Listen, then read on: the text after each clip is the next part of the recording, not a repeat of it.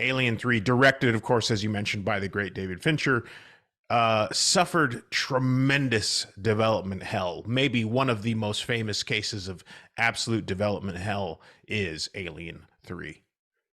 And it's the first film for David Fincher, who has gone on to have an incredible career. I'm sure people listening to the podcast know that name, but just in case, like, we're talking about Seven, we're talking about Fight Club, we're talking about The Social Network, list Gone Girl.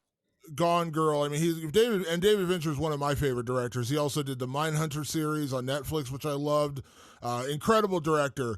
But you will never really hear him talk about Alien 3 because he hates this movie. He basically has disavowed himself from ever having associated with Alien 3, which was his feature film debut. But you will never find an interview much where he talks about Alien 3 unless he's talking about how bad the experience was. He says no one hates that movie more than me.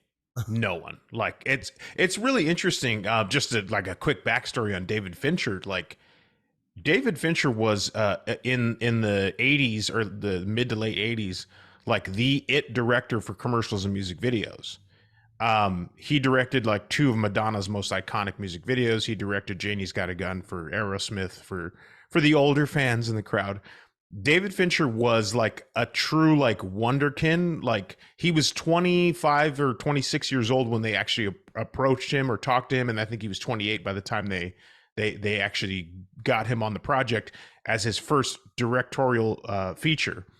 But the guy was a genius. There's not many mid 20s directors who are that good, who are like that level. We know a few.